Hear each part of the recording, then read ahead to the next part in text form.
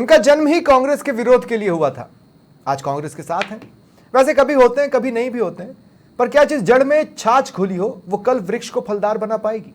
नमस्कार, आप देख रहे हैं प्रश्नकाल, आपके साथ मैं हूं स्वप्निल। बीजेपी के प्रदेश अध्यक्ष सीपी जोशी ने INDIA गठबंधन को बेमेल और अवसरवादी बताया है। अब इतिहास उठाइए तो काफी हद तक ये सच भी नजर आता है, लेकिन सवाल ये उठता है कि क्या सिर्फ मोदी को हराना अकेले के बस की बात नहीं रह गई, इसलिए ये अलायंस हो रहा है? क्या 2024 की जंग मोदी वर्सेस ऑल है? आज इसी पर चर्चा करेंगे। पहले एक बार सुन लीजिए सीपी जोशी जी ने क्या कहा है। ये बेमेल गठबंधन है, ये मजबूरी का गठबंधन है, ये अवसरों का गठबंधन है, और ये किस लिए मोदी जी को रोकने के लिए गठबंधन बना है। और मेरे साथ जुड़ रहे हैं बीजेपी की ओर से अपूर्वा सिंह जी, कांग्रेस की ओर से राजकुमार शर्मा जी और राजनीतिक विश्लेषक राधेश्याम भारती जी। आप सभी का स्वागत है समाचार प्लस पर। राजकुमार जी, आज क्या है ना, दरअसल आपको यह साबित करना है कि जो गठबंधन हो रहा है वो बेमेल नहीं है, और अपूर्वा जी को ये साबित करना है। एक बार PCR नाम देख लें आप सारे गेस्ट के प्लीज। अपूर्वा जी को यह साबित करना है कि यह गठबंधन बेमेल क्यों है। इसी से बातचीत की शुरुआत करूंगा। राजकुमार जी, पहला सवाल है, आप मुझे बताइए कि यह गठबंधन बेमेल क्यों नहीं है, फिर मैं आपको बताऊंगा कि यह क्यों बेमेल हो सकता है।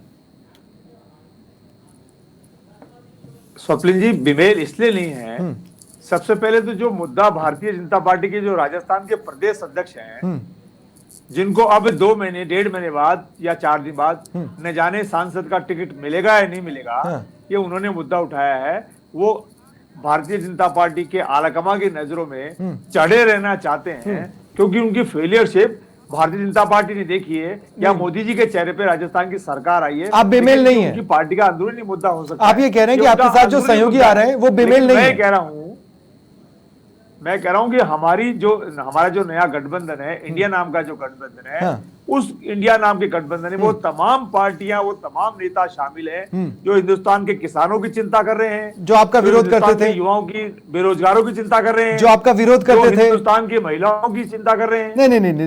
नहीं, 2 सेकंड राजकुमार जी, आप ये बताइए, लालू प्रसाद यादव किसका विरोध कर लालू प्रसाद यादव बने? मुलायम सिंह यादव किसका विरोध कर मुलायम सिंह यादव बने? अरविंद केजरीवाल किसका विरोध कर अरविंद केजरीवाल बने? ममता बनर्जी किससे छिटक कर ममता बनर्जी बनी? बताइए जरा। स्वप्निल जी, मैं इतना कह सकता हूं कि चाहे केजरीवाल जी हो, चाहे ममता जी हो, चाहे लालू जी हो, चाहे मुलायम जी की पार्टी हो, ये तमाम वो पार्टियां हैं जो हिंदुस्तान में अमन, चैन, शांति और देश की तरक्की चाहते हैं। पिछले 9 साल से स्वप्निल जी, जैसे देश में वातावरण बना है, देश एक तरफ चल रहा है, देश में किसानों के क्या हाल हैं, नहीं, पर इससे ये फैक्ट तो नहीं हट जाता ना राजकुमार भाई कि आप लोग बेमेल नहीं है। इन सबको शिकस्त देने के लिए, इन सब की आवाज को बुलंद करने के लिए नहीं, देखिए मेरी बात सुनिए राजकुमार जी, मेरी बात सुनिए। अरविंद केजरीवाल को हमने कांग्रेस के खिलाफ और शीला दीक्षित के खिलाफ मोर्चे पर मोर्चे, धरने पर धरना देता देखा है, ठीक है। मुलायम सिंह यादव आप ही का अपोज कर करके समाजवादी पार्टी को खड़ा कर पाए। लालू प्रसाद यादव आपकी इमरजेंसी के खिलाफ जंग लड़ चुके हैं और उन्होंने अपनी एक पार्टी बनाई और उस राज्य में राज किया जहां आज आप उनके साथ खड़े नजर आ रहे हैं। आपको मैं ऐसे बता सकता हूं कि ये इन कारणों से आप बेमेल नजर आते हैं। वो तो कांग्रेस की अवधारणा के खिलाफ थे जो आज कांग्रेस के साथ खड़े हो रहे हैं मजबूरी में। स्वप्निल जी, पॉलिटिक्स में समय बदलता रहता है। स्वप्निल ने पॉलिटिक्स में परिस्थितियां बदलती रहती है। वो जमाना अलग था, उससे पहले वाला जमाना अलग है, आज जमाना अलग है, हो सकता है आने वाला जमाना अलग हो। भारतीय जनता पार्टी में पहले सबका साथ सबका विकास। आपको पता है सोशल मीडिया पर ना एक डायलॉग बड़ा फेमस है, आजकल बड़ा चलता है राजकुमार जी। शॉर्ट में मैं बता रहा हूँ, देखिए शॉर्ट में मैं आपको बता रहा हूँ, आप अगर सोशल मीडिया पर हैं तो बहुत सारे मीम्स चलते हैं, उसी में से एक मीम है, सुनिए ना राजकुमार जी, एक बड़ा सोशल मीडिया पर ट्रेंडिंग मीम है जिसमें एक पाकिस्तानी शख्स खड़ा होकर बोलता है कि वक्त बदल दिया, जज्बात बदल दिया। आप समझ रहे हैं? तो मोदी जी ने कम से कम कांग्रेस का वक्त और जज्बात बदल दिया, कांग्रेस के विरोधियों का वक्त और जज्बात बदल दिया, जो उन्हें एक साथ खड़े होना पड़ रहा है, ऐसा यहां से बैठकर नजर आता है। अपूर्वा सिंह जी, अपूर्वा सिंह जी, मनोहर जोशी बता सकते हैं, नहीं ठीक है, वसुंधरा जी बता सकती हैं कि क्या बदला है। हाँ ठीक है अपूर्वा जी, तो अनीता बदल ने अब आप साबित कीजिए। आज तो स्वप्निल जी, अनीता बदल ने बता दिया है। हाँ नहीं 2 सेकंड राजकुमार जी। अपूर्वा जी, जैसा कि मैंने शुरुआत में कहा, आपको साबित करना है कि ये बेमेल है। मैं उन्हें काउंटर इस हिसाब से कर रहा था कि वो बेमेल है, अब मैं आपको काउंटर करूंगा कि वो बेमेल नहीं है, ठीक है, अब हम चालू करते हैं, आप साबित कीजिए ये बेमेल है। देखिए, इंडी अलायंस का जो गठबंधन बना, मुझे एक बात याद आ गई, प्रीति ने ऐसी की, जस खीरा ने की, इनके ऊपर से तो दिल मिले और अंदर फाके तीन। इनकी जो फाके हैं वो सबके सामने विदित हैं। ऐसा कैसे? देखिए, राजनीति होती है विचारधाराओं पे होती है, राजनीति होती है हमारे जो जन कल्याण की योजनाएं या हम जो रोड मैप रखना चाहते हैं जनता के विकास के लिए, उन पर होती है। ऐसा कैसे हो सकता है कि कांग्रेस और आप जब पंजाब में लड़ते हैं तो एक दूसरे के अगेंस्ट लड़ते हैं, जब सेंटर में आते हैं तो एक दूसरे के साथ हो जाते हैं? Friendly fight. ऐसा कैसे हो सकता है? Friendly fight. ऐसा कैसे हो, नहीं, ऐसा कैसे हो सकता है कि आप नहीं, अभी इतने नहीं, टाइम तक, जैसा आपने अभी टिकट की घोषणा नहीं हुई है, कि वो इतने अभी टिकट की घोषणा नहीं हुई है। हो सकता है कांग्रेस पंजाब में बैठ जाए, किसे पता, हो सकता है कांग्रेस अपने उम्मीदवार ना उतारे और आपको बाहर से समर्थन दे। मैं ये कह रही हूँ, जब स्टेट्स के इलेक्शन हुए थे, आप तब इन दोनों के भाषण सुनिए, कांग्रेस के और आपके, और आज ये लोग मित्र बन गए। देखिए, मित्रता इनकी, ये सब जानते हैं, कांग्रेस को भी अच्छे से पता है कि अगर इन रीजनल पार्टीज का या इन अलग अलग दलों का साथ नहीं लिया तो आज जिस संख्या पर कांग्रेस बैठी है विपक्ष के नाते, वो भी सुपड़े साफ होने वाले हैं। इसलिए कांग्रेस को तो क्या है कि इन लोगों की बहुत ज्यादा जरूरत है। मगर आप मुझे बताइए कि इंडिया अलायंस के अंदर भी जो गठबंधन है, इनके अंदर भी कितनी आपका जो गठबंधन है वो बेमेल नहीं है। मतलब आप समझिए, अकाली दल के साथ आप नजर आए फिर नहीं नजर आ रहे। आप मुझे एक बात बताइए स्वप्निल जी, एक बात लोगों का कुनबा जोड़ चुके हैं। ये इंडी हमारा गठबंधन जो हुआ, हमारा गठबंधन हुआ लोगों के विकास के लिए, जन कल्याण के लिए। इनका किसके लिए हुआ? क्या इनको भारत में 65 साल का वर्ष का अवधि नहीं दी विकास के लिए? इनका गठबंधन सिर्फ इसलिए हुआ है कि नरेंद्र मोदी को किसी भी तरीके से जो है वो हमें हराना है, और इनको भी पता है कि ये बुरा सपना है, वो इसको हरा नहीं सकते। 2 सेकंड। अकाली दल सपने में भी नहीं सोच सकता देश के स्तर पर नरेंद्र मोदी को हराने की। आरएलपी सपने में भी नहीं सोच सकती देश के स्तर पर नरेंद्र मोदी को हराने की। ये दो लोग छिटके ना, मैं आपसे ये बोल रहा हूं, तो ये भी तो बेमेल ही गठबंधन था। एनडीए में हो सकता है अभी भी कोई बेमेल बचा हो। देखिए, सत्ता के लालच में जो है ना, वो भारतीय जनता पार्टी ने इनके साथ में गठबंधन नहीं किया था। इंडिया अलायंस के अंदर आपको जितने भी दल दिख रहे हैं वो सब अपने वर्चस्व को बचाने के लिए सत्ता के लालच में मिल रहे हैं। तो एक भी इंडिया अलायंस का मुझे आप एक ऐसा दल बता दीजिए जो वंशवादी सोच से जो है ग्रसित ना हो, जो भ्रष्टाचारी ना हो, जो बेल पर छूट कर आया ना हो, जिसकी 4 पीढ़ियां जो है वो राजनीति के अंदर जम के रहे और जमे बैठे रहे, उसके लिए उन्होंने गठबंधन ही बनाया हो। आम जनता के लिए तो ये गठबंधन कभी बना ही नहीं। ये गठबंधन तो केवल सत्ता के लालच के लिए बना है। ठीक है, इसीलिए ये टोटली बेमेल है। ठीक है राधेश्याम जी, सरकारें यहाँ पर सत्ता को भोगने के लिए नहीं, जनता को सेवा करने के लिए बननी चाहिए। ठीक है, हमारा इंटेंशन। राधेश्याम जी, मैं आपके पास आ रहा हूँ। राधेश्याम जी, मेरा सवाल ये है, कई बार क्या होता है ना, देखिए व्यापारी जगत इस सवाल से बहुत ज्यादा अपने आप को कोरिलेट कर सकता है। आप देखिए, बोहनी अच्छी हो तो दिन अच्छा बीतेगा, और बोहनी खराब हो गई साहब, ये गठबंधन की बोहनी दरअसल खराब हुई। आज जब गठबंधन में चीजें ठीक होती नजर भी आ रही है इंडिया अलायंस की, तो भी गठबंधन पर भरोसा नहीं जम पा रहा है आम लोगों का कि ये कोई करिश्मा कर गुजरेंगे। और इससे ये फैक्ट बिल्कुल खत्म नहीं होता कि इसमें अधिकतर वो चेहरे हैं जो कभी ना कभी अपने आप को सिर्फ कांग्रेस का विरोध कर ही अपने पैरों पर खड़ा कर पाए। राधेश्याम जी, देखिए स्वप्निल जी, ये तो बिल्कुल सही है।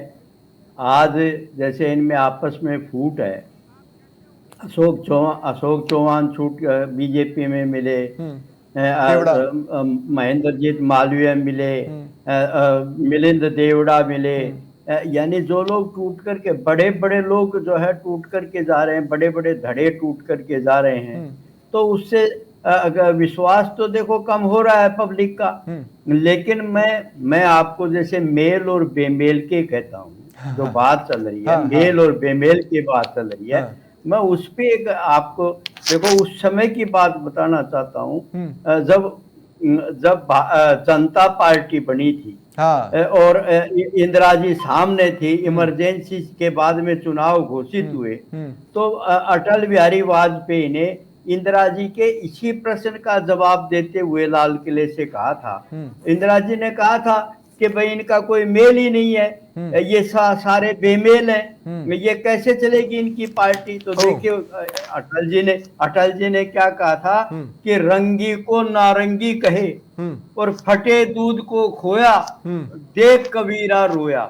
उन्होंने ये चुटकी ली थी। तो देखिए राजनीति है, राजनीति में मेल और बेमेल नहीं होता है, राजनीति में स्वार्थ जो है वो सबका मेल करा देता है, और जो है जब स्वार्थ टकराता है तो बेमेल हो जाता है। नीतीश कल तक कितनी बार बदल चुके पाला, देखिए आप। स्वार्थ मतलब मिल रहा है तो इसमें अटल जी अपने इसमें लालू जी के साथ हो जाते हैं, और जब टकराव होता है तो उनसे एक ही कार्यकाल में 3-3 बार पलटी मार दी। अब बताओ किसको मेल कहेंगे, किसको बेमेल कहेंगे?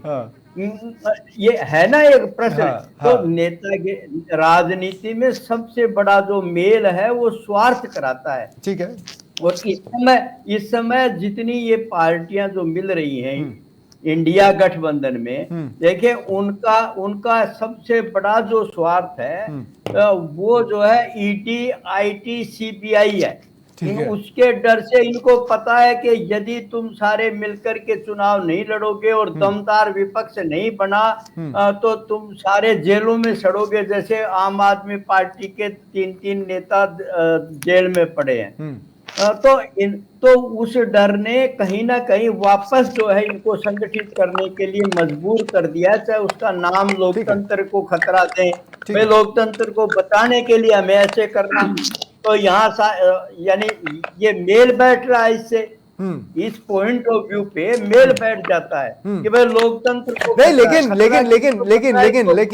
लेकिन हमारे धर्म में या सनातन में सुखी वैवाहिक जीवन के लिए 36 में से मैक्सिमम गुणों का मिलना जरूरी है। आज हो सकता है कुछ गुण मिल रहे हो, आज हो सकता है, लेकिन वो टिकाऊ है कि नहीं ये जानकारी नहीं है। और इसीलिए मैं अपने अगले सेगमेंट पे आ रहा हूं, और वो अगला सेगमेंट है अवसरवादिता। राजकुमार जी, अब इस सेगमेंट में आप साबित करेंगे कि जो लोग आपके साथ हैं वो अवसरवादी नहीं है, और अपूर्वा जी साबित करेंगे कि वो अवसरवादी हैं, और मैं ठीक उसी तरह से काउंटर करूंगा जैसे पहले सेगमेंट में मैंने किया बेमेल वाले। अब राजकुमार जी, आपको याद है पिछले 20 सालों में कांग्रेस का सबसे मजबूत स्टैंड अगर कुछ था तो वो था परमाणु करार पर। मिसाल दी जाती है मनमोहन सिंह की उसके लिए भी, है ना? तो जो लोग नहीं चाहते थे वो आपको बाहर से समर्थन दे रहे थे ताकि पब्लिक में मैसेज जाए कि हम विरोध तो कर रहे हैं पर बीजेपी को दूर रखने के लिए हम बाहर से समर्थन देकर कांग्रेस को बना रहे हैं, और फिर वही लोग अपने अपने राज्यों में आपसे विधानसभा स्तर पर टकराए। यह अवसरवादिता नहीं है तो क्या है राजकुमार जी? स्वप्निल जी, राजस्थान के मुख्यमंत्री जो पहले वाले मुख्यमंत्री हैं अशोक गहलोत जी, वो एक बात हमेशा कहते हैं कि वर्तमान की राजनीति, वर्तमान में देश किस दिशा में जा रहा है, ये बहुत चिंता का विषय है। आप जो आज जो डिबेट में प्रश्न पूछ रहे हैं, ये तमाम बातें उन बातों पर बिल्कुल फिट बैठती है कि आज राजनीति में ये हो क्या रहा है।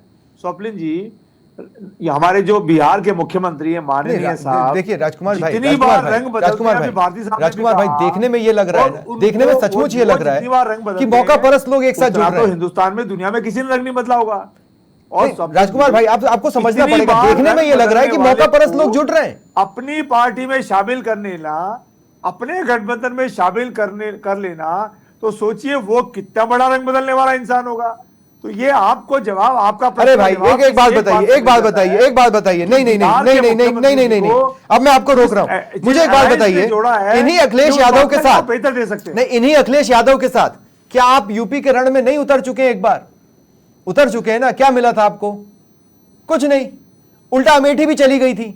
मैं ये कह रहा हूं कि देखने में ये लग रहा है ना कि ये अवसरवादी चेहरे हैं। चलिए, आप उनका फायदा नहीं लेना चाहते तो वो आपका फायदा लेने के लिए आपके साथ जुड़ रहे होंगे, जो कि स्थिति नहीं है। कांग्रेस के साथ रह के किसी को फायदा नहीं मिल रहा, फिर भी वो आ रहे हैं, तो ये अवसरवादिता नहीं है तो क्या है सर जी? स्वप्निल जी, हम तो ये चाहते हैं, कांग्रेस पार्टी तो ये चाहती है देश के नहीं, कुछ टेक्निकल फॉल्ट आया है। राजकुमार जी का संपर्क नेटवर्क गड़बड़ हो गया, मुझसे कुछ कटा है, दोबारा मेरे से कनेक्ट हो जाएंगे थोड़ी देर में। तब तक अपूर्वा जी, अब आप साबित कीजिए कि ये अवसरवादी है। देखिए स्वप्निल जी, सबसे पहले मैं अगर बात करूं तो इंडिया अलायंस जब बना था तो इन्होंने अपना 3 पॉइंट रेजोल्यूशन दिया था। अगर आप उस 3 पॉइंट रेजोल्यूशन का पहला ही रेजोल्यूशन पढ़ेंगे तो उसमें लिखा था, we the indie parties resolve to contest forthcoming Lok Sabha election together as far as possible. तो देखिए, जिस गठबंधन के पहले ही रेजोल्यूशन के अंदर आपको ये अवसरवादिता का स्कोप बिल्कुल वर्ड बाय वर्ड देखने को मिल जाए, तो मुझे उसके आगे तो कोई स्पष्टीकरण देने की जरूरत ही नहीं है। पर ये तो मैम नहीं, ये तो इंग्लिश को देखने का नजरिया है ना। एज फार एज पॉसिबल का मीनिंग ये भी तो हो सकता है ना कि जहां तक लड़ा जा सकता है लड़ेंगे। नहीं, अगर इस उद्देश्य से लिखा गया होता तो इसकी वोकैबुलरी में मुझे लगता है थोड़ा सा और अंतर किया गया होता। अच्छा, दूसरा विषय आप ये देखिए, इनका जो थर्ड पॉइंट ऑफ रेजोल्यूशन है, अगर आप उसको पढ़ेंगे तो उसमें लिखा है जुड़ेगा भारत, जीतेगा इंडिया। मुझे ये इनसे एक बात पूछने के बड़े मन में आती है, ये भारत टूटा कब था जो इनको जोड़ने की आवश्यकता पड़ गई? और अगर भारत टूटा हुआ था तो 65 सालों में इन्होंने जोड़ने का प्रयास क्यों नहीं किया? आज केवल अपने राजकुमार की गद्दी बचाने के लिए कि वो नेता विपक्ष तो बन जाए, केवल उसको बचाने के लिए आज ये उन दलों के साथ में गठबंधन बना रहे हैं जिन दलों ने इनका घोर विरोध किया था। ये बड़ा इंटरेस्टिंग पॉइंट बोला है Apurva ji. 2 second Apurva ji please explain, kindly explain. आपको ये लगता है राहुल गांधी नेता विपक्ष बनना चाहते हैं? प्रधानमंत्री बनना तो मुझे लगता है दिवस अपने है, इस जन्म में तो पूरा हो नहीं सकता, क्योंकि जिस तरीके की इनकी नीतियां है, बिल्कुल मैं नेता विपक्ष कहना चाह रही हूं, क्योंकि यथास्थिति अगर देखी जाए तो ये है कि इनके पास में उतना भी मैंडेट आना नहीं पॉसिबल है जिसके अंदर मिनिमम इनको नेता विपक्ष का भी करार दिया जाए। तो पॉइंट ये है कि इनका जो भी हालात है, आप देखिए ममता बनर्जी से इन्होंने बहुत अच्छे से हाथ मिलाया। स्वप्न जी एक मिनट सुनिए, ममता बनर्जी से इन्होंने बहुत अच्छे से हाथ मिलाया। लेटर ऑन क्या हुआ, ममता बनर्जी ने कहा कि अगर यही स्थिति रही तो 30 सीटें भी नहीं आएंगी कांग्रेस की। इन्होंने ही कहा, हमने तो नहीं कहा। आज जिस लालू यादव जी के साथ में ये लोग गठबंधन करके चल रहे हैं, जिनकी पार्टी के साथ में, आप ही ने अभी कहा ना कि इमरजेंसी के अंदर उन्होंने ही सबसे पहले विरोध किया था और उन्होंने इनके अगेंस्ट जो एजिटेशन किया था। आप आम आदमी पार्टी की बात कर लीजिए, एक्चुअली अवसरवादी सब है इसके अंदर। इनको क्या अवसर इसके अंदर देखने को मिल रहा है? क्योंकि ये बात फैक्ट है कि अगर ये लोग एक नहीं हुए, अगर इन्होंने अपनी मुट्ठी एक साथ नहीं भींची, तो इनकी स्थिति ये है कि ये रीजन पे से भी समाप्त होने की स्थिति में आ गए हैं। क्योंकि अब जनता ये समझ गई है कि इनके पास ना नेता है, ना नीति है, ना नियत है, ना विकासवादी सोच है। 2 सेकंड अब मैं आपको टोक रहा हूं, अब मैं आपको इस बात से टोक रहा हूं कि क्या आप अवसरवादी नहीं है? और ये मैं आपसे ऐसे पूछता हूं कि अवसर आने पर आप मालविया को अपने साथ ले सकते हैं, आप चौहान को अपने साथ ले सकते हैं, आप हेमंत बिस्व शर्मा को अपने साथ ले सकते हैं। अगर ये मौका परस्ती नहीं है तो क्या है? ये भी तो उसी का उदाहरण है ना। देखिए मुख्यमंत्री को मुख्यमंत्री बना सकते हैं। राजकुमार जी मैंने सवाल लिया ना सर, प्लीज। अब सुन लीजिए, अब जवाब ले लेता हूं मैं। देखिए हमारा गठबंधन सरकार में आने के लिए नहीं बना था। ठीक है। जब हम सरकार में आ गए उसके बाद में अगर कोई व्यक्ति अपनी पार्टी से पीड़ित होकर, शोषित होकर अगर आता है, मान सम्मान के लिए आता है और अपने विकासवादी सोच के लिए आता है कि नहीं अब मुझे विकास करना है, मैं कांग्रेस से परेशान हो गया हूं, मेरे को जनता की सच में सेवा करनी है, तो क्या उनको अपने अंदर शामिल करना कोई गुनाह है? मगर कोई अगर व्यक्ति विकास का काम कर रहा हो, 65 सालों में जो भारत का वर्चस्व नहीं जा पहुंच पाया, भारत विश्व में सिरमौर नहीं बन पाया, अगर कोई एक व्यक्ति सिरमौर बनाने का प्रयास कर रहा हो और अब राजकुमार जी आपको मैं काउंटर का मौका दे रहा हूं, फिर राधेश्याम जी के पास जाऊंगा, सारे लोग एक क्योंकि आपके साथ मेरा तकनीकी कारणों की वजह से संपर्क बाधित हुआ था। मोदी से है। तो राजकुमार जी देखने में तो यही लग रहा है ना कि फिर मौका मिला तो सब एक हो रहे, मौका नहीं रहेगा तो फिर सब इधर उधर छिटक जाएंगे। और देखने में तो ये भी लग रहा है कि आप अपने आप को इतना सक्षम पा ही नहीं रहे कि मोदी से अकेले टकरा पाए। देखिए मोदी अकेले 370 की बात कर रहे हैं, एनडीए के साथ 400 प्लस की बात कर रहे हैं, है ना। मैं ये कह रहा हूं कांग्रेस अकेले कितने की बात कर रही है, थोड़ा एक बार मुझे बताएंगे कांग्रेस अकेले के दम पर कितने की बात कर रही है, और यूपीए के साथ या इंडिया अलायंस के साथ कितना? राजकुमार जी आप सुन पा रहे हैं मुझे? नहीं, राजकुमार जी से मेरा कनेक्शन नहीं हो पा रहा है। राधेश्याम जी मैं आपके पास आ रहा हूं। राधेश्याम जी, अवसरवादिता सियासत की वो कड़वी हकीकत है और सिर्फ हमारे देश की नहीं, आप पड़ोसी देशों में भी चले जाएं और उसके पार भी चले जाएं, 7 समंदर पार कर लें। अवसरवादिता सियासत की एक ऐसी कड़वी हकीकत है जो कि बनी रहेगी, मेंटेन रहेगी। क्या मैं गलत कह रहा हूं? नहीं, बिल्कुल सही है। देखिए राजनीति में अवसरवादिता को हम कभी अलग नहीं कर सकते, क्योंकि अब आप देखिए यदि अपन ऐसे कहें तो पिछले लंबे समय से, बल्कि 10 साल से आप देखो, आप कितने धड़ल्ले से जो है कांग्रेस के लोगों को भारतीय जनता पार्टी में मिला लिया गया। उन पे चाहे कितने आरोप हैं, कितना करप्शन में डूबे हो, वो इसमें मिला लिया गया। इसको आप क्या कहेंगे बताइए? अवसरवादिता का है कि नहीं है ये? लेकिन फिर भी मिला लिया गया और उनके लिए अब कोई शिकायत नहीं है। वॉशिंग मशीन में धुल करके उसमें भारतीय जनता पार्टी में वो पाक साफ हो गए। लेकिन इंटरेस्टिंगली 2 मिनट, राधेश्याम जी मेरे साथ राजकुमार जी जुड़ चुके हैं। राजकुमार जी, मैं ये कह रहा था कि देखिए, मोदी अकेले अपने दम पर 370 की बात कर रहे हैं तो वो कर सकते हैं, और वो एनडीए के साथ 400 प्लस की बात कर रहे हैं तो वो कर सकते हैं।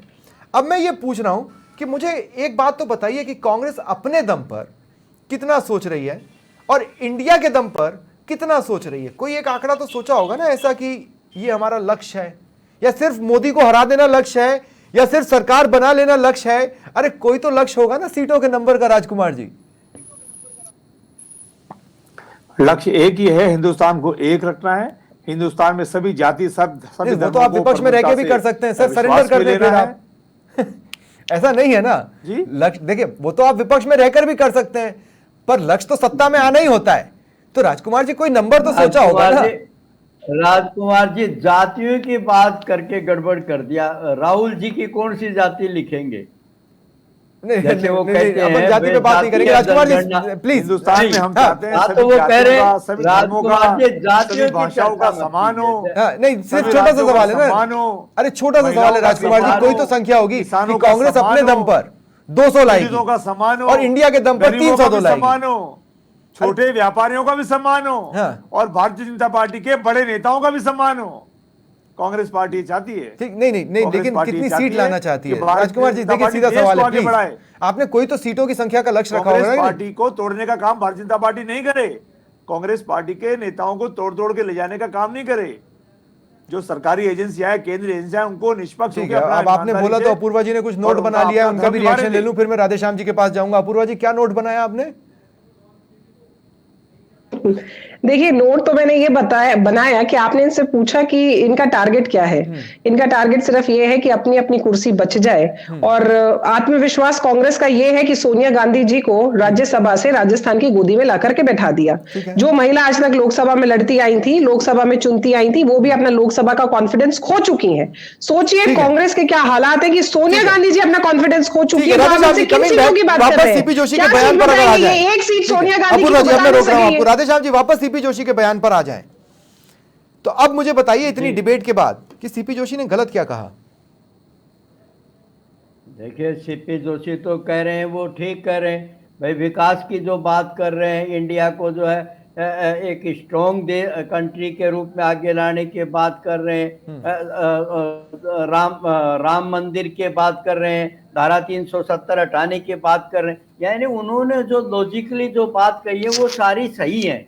लेकिन आप देखिए कि लोकतंत्र है, और स्वप्निल जी, लोकतंत्र में देखिए हेड एंड टेल तो चलेगा ना। इसका ये अर्थ तो नहीं है कि हम सिक्के का केवल एक ही पहलू रखेंगे। एक पहलू रहेगा तो फिर डेमोक्रेसी क्या रहेगी? डेमोक्रेसी खत्म हो जाएगी। आज जो गठबंधन ये इंडिया, जैसे जोशी जी ने कहा, देखिए इस बात से हम नहीं मुकर सकते कि इंडिया गठबंधन जो है आज उसके सामने भी डेमोक्रेसी बचाने का निश्चित रूप से एक मुद्दा बड़ा है, और पब्लिक में इसको लेकर के इनको जाना भी चाहिए, जाएंगे भी। तो इसलिए नरेटिव बना पाएंगे, नरेटिव ये बना पाएंगे कि भाई लोकतंत्र ये आखिरी चुनाव है। यदि इसी तरह रहा, ईडी और आईटी और सीबीआई इनका इस तरह बेजा इस्तेमाल रहा और राजनीतिक इनका उपयोग किया गया, तो फिर आगे जो चुनाव होंगे नहीं होंगे। जैसे गहलोत भी कई बार कह चुके हैं कि ये आखिरी चुनाव है, इसके बाद पता नहीं चुनाव होंगे कि नहीं होंगे, क्योंकि देश में लोकतंत्र रहेगा ही नहीं। इस नैरेटिव के साथ, और निश्चित रूप से ये सारे जो है जो गठबंधन में सम्मिलित हैं, जितने घटक हैं इंडिया के, वो सारे इस बात को लेकर के और चुनावी समर में कूदने वाले हैं, जिसका मुकाबला नहीं। पर इस सवाल का जवाब तो हमें चाहिए, इस सवाल का जवाब तो हमें चाहिए। अपूर्वा जी, जाते जाते मुझे बताइए, 2024 में तो चुनाव होंगे, 2029 में चुनाव होने देंगे आप? मतलब होना चाहिए ना। देखिए चुनाव तो अवश्य होंगे स्वप्निल जी, चुनाव तो अवश्य होंगे, पर हाँ ये है कि सामने लड़ने वाला कोई नहीं रहेगा, क्योंकि जो जनता है वो इनको इसी बार घर बैठा देने वाली है। ठीक है, बहुत बहुत शुक्रिया, बहुत बहुत शुक्रिया आप सभी का मेरे साथ जुड़ने के लिए और इस चर्चा में शामिल होने के लिए। ये था आज का प्रश्नकाल। नमस्कार।